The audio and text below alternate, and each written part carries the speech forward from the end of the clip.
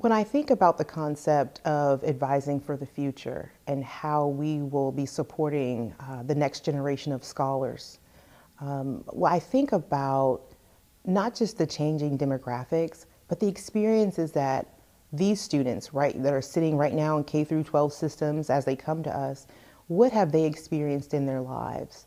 When you think about the freshmen coming in today, the class of 2024, they were born in 2000, 2001, right? So we always ask ourselves, where were you in 2001? Well, they've experienced a lot. So when we start talking about diversity around racial identity or ethnic identity, or we think about how they belong to particular groups like LGBTQ, we think about things like neurodiversity, right, in terms of the kind of student that we're receiving in our classrooms.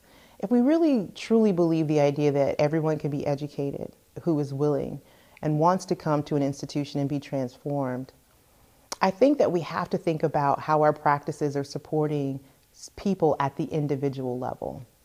So not necessarily using frameworks of, well, I know first generation students need these things, but what does Melinda need, right, in order to be successful? And so giving ourselves the space and opportunity to have those conversations on an individual level, because we're going to have to think about the individual needs of the student coming with us, coming to us.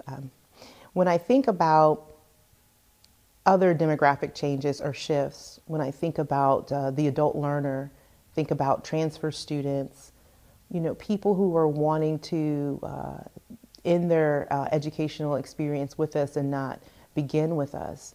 There are different ways that we need to be thinking about their experiences in terms of how we're supporting them as well.